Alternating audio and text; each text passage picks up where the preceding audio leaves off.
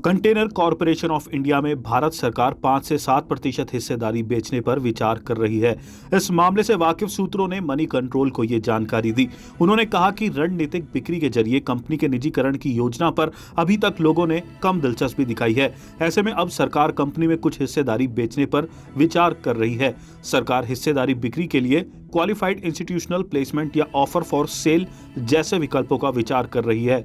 कई सरकारी अधिकारियों ने मनी कंट्रोल को बताया कि केंद्र सरकार ने संभावित खरीदारी नहीं मिलने के बाद कॉनकोर के निवेश को अनिश्चित काल के लिए रोकने का फैसला किया है। उन्होंने कहा कि कंपनी अपनी लैंड लीजिंग फीस को कम नहीं करना चाहती है और दूसरी ओर रेल मंत्रालय से सपोर्ट की कमी रही है, जो संभावित खरीदारी को इसके लिए बोली लगाने के लिए शायद रोक रहा है।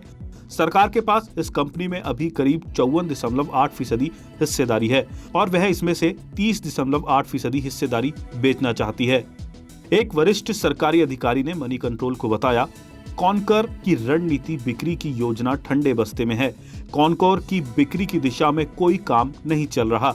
अधिकारी ने कहा, अगर सरकार वाकई इसे आगे बढ़ाना चाहती है तो इसके लिए शीर्ष स्तर से हरी झंडी मिलनी चाहिए। सरकार को इसकी रणनीति बिक्री के लिए अनौपचारिक मंजूरी देनी चाहिए, तभी इसे आगे बढ़ाया जा सकता है। अब कम से कम इस वित्त वर्ष में इसकी रणनीतिक बिक्री की संभावना नहीं है। नवंबर 2019 में केंद्रीय मंत्रिमंडल ने मैनेजमेंट कंट्रोल के ट्रांसफर के साथ 30.8% हिस्सेदारी की रणनीति बिक्री को मंजूरी दी थी। इस बिक्री के बाद सरकार के पास कंपनी में 24% हिस्सेदारी होगी, लेकिन बिना किसी वोट पावर के।